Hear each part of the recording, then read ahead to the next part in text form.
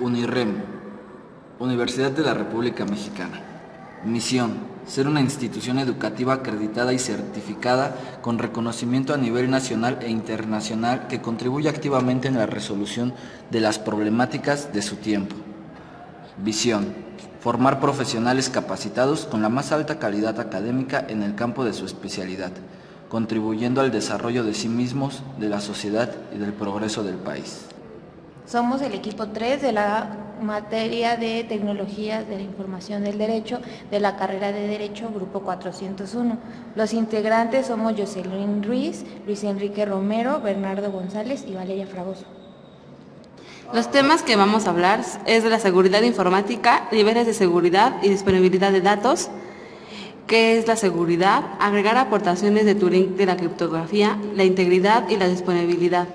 Hablar sobre las firmas y cómo se utilizan, la firma digitalizada, electrónica y sus características. También investigar el registro de las publicaciones electrónicas, dónde registrar los plagios.com, dónde denunciar un plagio, qué es ISBN, ISSN y cuál es el uso para cada uno. Aspectos jurídicos de Internet, qué es una página segura y disponibilidad de datos. También vamos a hablar sobre los contratos de banda ancha con operadores de Internet, qué es la banda ancha y qué es la banda angosta, cómo nulificar un contrato electrónico, qué es la propiedad intelectual en la red, qué es la propiedad intelectual, qué se puede registrar como propiedad intelectual, dónde registrar obras, dónde se podría reportar un robo intelectual, derechos de autor, copyright, a qué se puede aplicar un derecho de autor, ejemplos que se le pueden hacer o no al software con copyright, GNU, Linux y copyleft, qué es un delito informático, cómo está tipificado en la ley y qué es el peritaje informático. Mi nombre es Jocelyn Ruiz y les voy a hablar sobre la seguridad informática. Consiste en asegurar en que los recursos del sistema de la información de una organización se utilicen de la manera que se decidió y que el acceso a la información ahí contenida, así como su modificación, solo sea posible a las personas que se encuentran acreditadas y dentro de los límites de su autorización. ¿Qué son las aportaciones de Turing en la criptografía? Era una máquina de Turing modelada a una formación matemática, una máquina que opera sobre una cinta. En esta cinta hay símbolos que la máquina puede escribir, leer o uno a la vez. Se formalizaron los dos tipos de conceptos que es el algoritmo y la computación, y fue el padre de la inteligencia artificial. De igual manera, el equipo de la criptoanálisis de la máquina de la criptografía alemana Enigma fue la clave y fue una de las víctimas más de la mentalidad reaccionaria purinaria del mundo anglosajón. ¿Qué es la disponibilidad? Se trata de la capacidad de un servicio, de unos datos o de un sistema al ser accesible y utilizable por los usuarios o procesos autorizados cuando lo requieran. También se refiere a la capacidad de que la información puede ser recuperada en el momento en que se necesite. ¿Qué es la integridad? Es la capacidad que posee un documento o archivo que no ha sido alterado y que además permite comprobar que no se ha producido manipulación alguna en el documento original. ¿Qué es la firma electrónica? La firma electrónica de la necesidad de las organizaciones de reducir sus costos e incrementar la seguridad de sus procesos internos a través del uso de medios electrónicos que permite agilizar los procesos, reducir los tiempos y evitar el uso de papel. ¿Cómo se usa la firma electrónica? Para poder utilizar la firma electrónica es necesario haber obtenido previamente un certificado de la firma electrónica, el cual es emitido por la autoridad certificadora y que contiene, entre otras, la llave pública, que es el funcionamiento de la firma electrónica que se basa en par de números, la llave pública y la llave privada, con una relación entre ellos. La llave privada se le almacena a un dispositivo y del uso privado es una tarjeta o dispositivo criptográfico en el disco duro de la computadora. La llave pública, en cambio, se distribuye con el mensaje o documento firmado. ¿Qué es la firma digitalizada? A las firmas manuscritas electrónicas que le realizaremos en tabletas gráficas o en varios escenarios de uso. ¿Cómo se utiliza la firma digitalizada? En la identificación del firmante, la vinculación de manera única al firmante y a los datos firmados, la capacidad de detección de cualquier cambio posterior a la firma, la garantía de que solo el firmante puede generar dicha firma. El ejemplo es el uso de las tarjetas de crédito o cuando vamos a sacar nuestra INE. Vamos a hablar sobre las características de las firmas que tienen que ser iguales, que tienen que ser idénticas entre ellas, entre una persona y una integración, que tienen que ser legibles con la claridad de objetivos de la responsabilidad de autenticación y equilibrio, la dirección, que tiene que ser optimista con la capacidad de la superación de deseos de cambios, y tiene que ser subrayada a la firma, adaptarse a las circunstancias de la actualidad, actitud positiva, capacidad de la negociación. Tiene que ser de velocidad, el trazo tiene que ser rápido, deseos de las terminaciones de las tareas con reflejos rápidos. Espaciación es el nombre y apellidos con gran confianza, el tamaño, saliendo de la más importancia que se tiene que manifestar en tamaño grande, la uniformidad, es un autocontrol de las constancias. Las formas, tiene que tener una forma tangente, autocontrol, intolerante y de la independencia. Una zona predominante es la creatividad o la imaginación de la firma. Y la situación es que nos revela que una persona que tiene el control de sí misma, en la que predomina la razón sobre los sentimientos, que utiliza la reflexión antes de decidir o no qué significa su firma. Bueno, yo soy Carlos y les voy a hablar sobre el registro de las publicaciones electrónicas. ¿Qué se necesita para registrar una publicación? Se necesita descargar el formulario correspondiente que está establecido en la página del ISSN. Una vez descargado el formulario, cuando se trata de una revista impresa, se escanea la tapa, la portada y el sumario de un número. Cuando se trata de una revista electrónica, se captura la página del inicio, el cuerpo editorial y la tabla de contenidos de un número. Se debe de convertir la tapa, la portada, el sumario y la página de inicio en documentación de archivo PDFA, manteniendo el orden de las páginas según esté en la revista, con la tapa en primer término. Se debe enviar el formulario en formato .doc y la documentación de tapa, portada y sumario en un inicio en un archivo PDFA a la siguiente dirección de correo electrónico: issn@saicit.gov.ar. Plagiosos.org es un portal de formación ciudadana en los derechos de autor y denuncia pública de casos de violación a la propiedad intelectual y al derecho de autor cometidos en Hispanoamérica.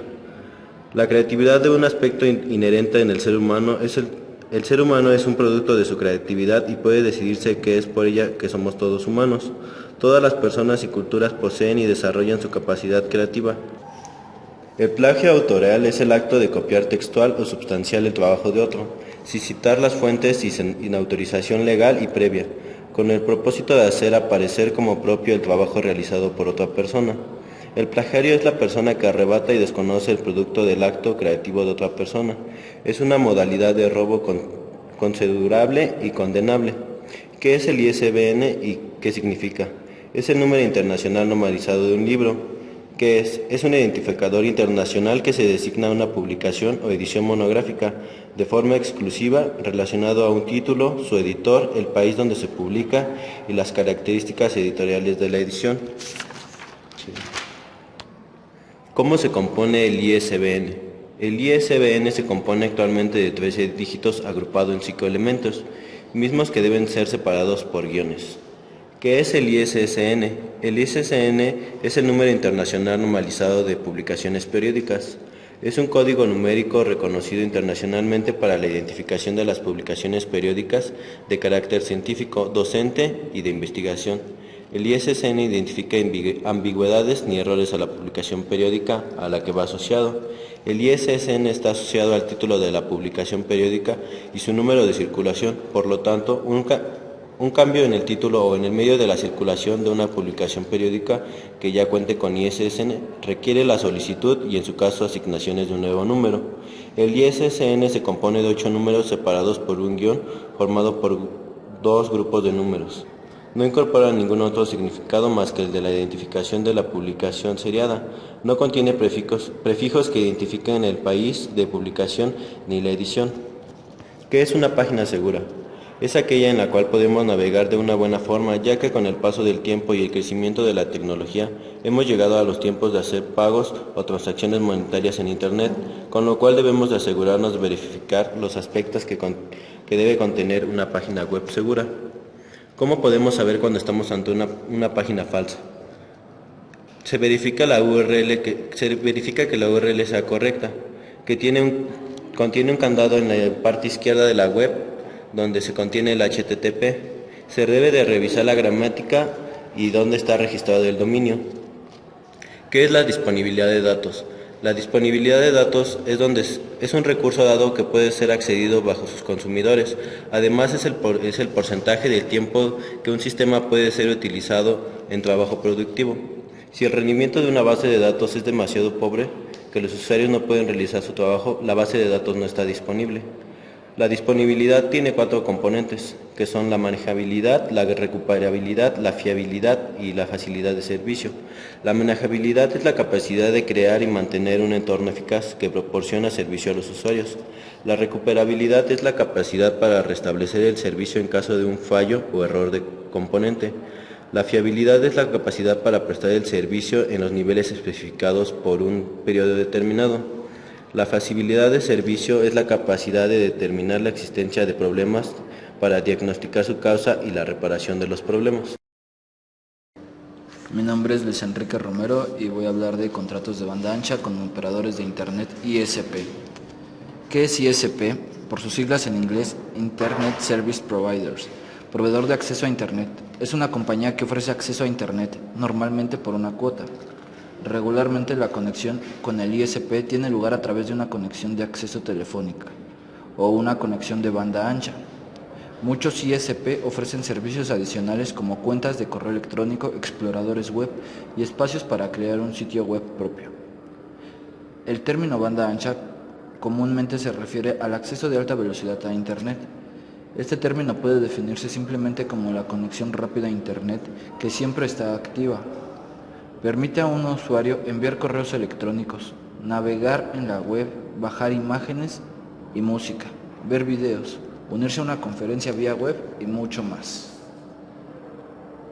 El acceso se obtiene a través de uno de los siguientes métodos: línea digital de suscriptor, cable o inalámbrica. DLS, abreviado para Digital Subscriber Line. Suscriptor de línea digital, emplea una porción que no es utilizada por la línea de nuestro teléfono, por lo que no hay necesidad de instalar otra línea más en el hogar u oficina. Si tienes cable por TV, el proveedor también puede ofrecer acceso a Internet por una cuota adicional. El cable puede ser muy rápido, variando entre 512 a 20 megabytes, pero dependiendo de la configuración del sistema de cable, la velocidad puede decrecer si muchos suscriptores lo están utilizando. Y la inalámbrica, este servicio es relativamente nuevo, proporciona un servicio de Internet muy rápido por medio de ondas de radio, Wi-Fi como se le denomina. Es usado por lo general en las redes privadas inalámbricas en hogares o en lugares públicos como aeropuertos o cafés. Banda ancha contra banda angosta. Podría decirse que la discusión tecnológica entre banda angosta y banda ancha ha quedado dirimida desde hace algunos años, cuando la banda ancha se convirtió definitivamente en el estándar de conexión inalámbrica. En la actualidad, la banda angosta es una tecnología no estándar, mantenida por muy pocos fabricantes de equipos e implementada de forma propietaria. Esto quiere decir que una red de radio implementada con equipos de una marca no permite el uso de equipamiento de otras marcas. Esta es básicamente la explicación por la que la tecnología de banda angosta quedó destinada a usos específicos. La banda ancha equivale en tecnología inalámbrica al Ethernet en tecnología cableada. Banda ancha se constituyó definitivamente en el estándar sobre el cual cientos de fabricantes en todo el mundo producen diversos equipos y accesorios para múltiples usos. ¿Cómo nulificar un contrato electrónico? La legislación civil local no especifica la existencia del contrato electrónico. Por tanto, la nulidad de un contrato electrónico, en caso existente de este tipo, será de acuerdo a lo mencionado por el Código Sustantivo de la Materia y Fuero, que para nuestra localidad menciona requerimientos para la validez de un contrato y motivos por los cuales puede ser invalidado. Artículo 1794 del Código Civil para el Distrito Federal. Para la existencia del contrato se requiere consentimiento y objeto que pueda ser materia del contrato. Artículo 1795 del Código Civil para el Distrito Federal. El contrato puede ser inválido por 3 razones: por incapacidad legal de las partes o de una de ellas, por vicios del consentimiento, por objeto o su motivo ofensa ilícito y porque el consentimiento no se haya manifestado en la forma que la ley establece. ¿Qué es la propiedad intelectual? La propiedad intelectual se relaciona con las creaciones de la mente, invenciones, obras literarias y artísticas, así como símbolos, nombres e imágenes utilizadas en el comercio. ¿Qué puede registrarse como propiedad intelectual? De acuerdo con la Organización Mundial de la Propiedad Intelectual, son diversos los objetos comprendidos dentro de la propiedad intelectual, como son las obras literarias, artísticas y científicas, las interpretaciones de los artistas, los fonogramas y las emisiones de radiodifusión, las invenciones en todos los campos de la actividad humana, los descubrimientos científicos, los diseños industriales, las marcas de fábrica, de comercio, de servicio, los nombres y denominaciones comerciales, entre otros. ¿Dónde registrar obras? La propiedad intelectual, de acuerdo a la legislación mexicana, se registra en el Instituto Mexicano de la Propiedad Industrial, INPI. ¿Dónde se podría reportar un robo intelectual? Se debe denunciar ante un Ministerio Público Federal, ya que la legislación es de aplicación federal. Cabe mencionar que existe una policía cibernética, pero sus actividades son completamente distintas y no se deben confundir. Mi nombre es Valeria y yo les voy a hablar sobre los derechos de autor y copyright. El copyright es un derecho que tiene el autor de una obra de arte y es el medio por el que se establecen las condiciones de uso y comercialización de esta obra. El copyright es solo una parte patrimonial del derecho de autor. El derecho de autor es uno de los principales derechos de la propiedad intelectual. Está reconocido como uno de los derechos humanos fundamentales en la Declaración Universal de los Derechos Humanos. La diferencia entre el copyright y el derecho de autor. A diferencia del derecho de autor que reconoce el creador de la obra, el copyright aparece en la práctica una vez que la obra ha sido publicada. El copyright se limita a la obra misma y no comprende al creador como si hace el derecho de autor. Es decir, que el derecho de autor reconoce el derecho natural del autor sobre su obra, mientras que el copyright reconoce la negociación entre el autor y la sociedad para el uso de esta obra. El copyright comprende solo los derechos patrimoniales de una obra, esto es, los derechos puramente económicos, ya que se entiende que la obra es un producto de consumo y como tal su propietario puede trasladar su posesión a otro por medio de una venta, herencia o regalo. El GNU constituye solo una parte del sistema que utilizan y el Linux es el programa del sistema que se va a encargar de asignar los recursos de la máquina a los demás programas que el usuario ejecuta. El núcleo es una parte esencial del sistema operativo, pero utiliza normalmente una combinación entre el sistema operativo GNU. El sistema completo es básicamente GNU al que se le ha añadido Linux, es decir, GNU Linux. Todas las distribuciones denominadas Linux son la realidad de distribuciones GNU y Linux. Un delito informático, que es aquella acción jurídica culpable que se da por vías informáticas y que tiene como objetivo destruir y dañar ordenadores, medios electrónicos y redes de Internet. Debido a la informática, se mueve más rápido que la legislación. Existen conductas criminales por vías informáticas que no pueden considerarse como delito. Los delitos informáticos son actividades ilícitas.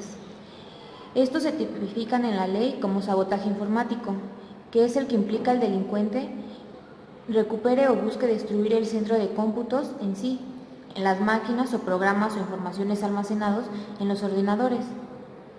La piratería informática. La piratería informática consiste en la violación ilegal del derecho de autor. Según la definición de su artículo 51, brinda el ADPIC, Acuerdo sobre los aspectos de los derechos de propiedad intelectual. Estos existen dos modalidades que incluyen como piratería informática. Uno es el hurto de tiempo de máquina, que consiste en el empleo del computador sin autorización y se pretende eludir a situaciones en que el tercero utiliza indebidamente recursos de la empresa en la que trabaja o un sujeto autorizado se vale de tales prestaciones informáticas. 2. La apropiación o hurto de software y datos. En este caso, el sujeto accede al computador ajeno o a la sesión de otro usuario, retirando archivos informáticos mediante la ejecución de comandos como copiar y pegar. Otro delito son los cajeros automáticos y tarjetas de crédito. Estas conductas mediante las cuales se logra retirar dinero del cajero automático utilizando una tarjeta magnética robada o los números de clave para el acceso a la cuenta de fondos. El robo de identidad. Luego de obtener los datos personales de un individuo, todo tipo de operaciones para provecho del victimario, fingiendo ser la persona a la que se le extrajo su información sensible. El pre-hacking es la metodología más antigua dentro de los denominados ciberdelitos. Consiste en ingresar en las redes de telecomunicaciones para realizar llamadas telefónicas a larga distancia utilizando una cuenta ajena. El peritaje informático. Este se conoce como peritaje informático a los estudios e investigaciones orientados a la obtención de una prueba informática de aplicación a un asunto judicial para que sirva a un juez para decidir sobre la culpabilidad o inocencia de partes.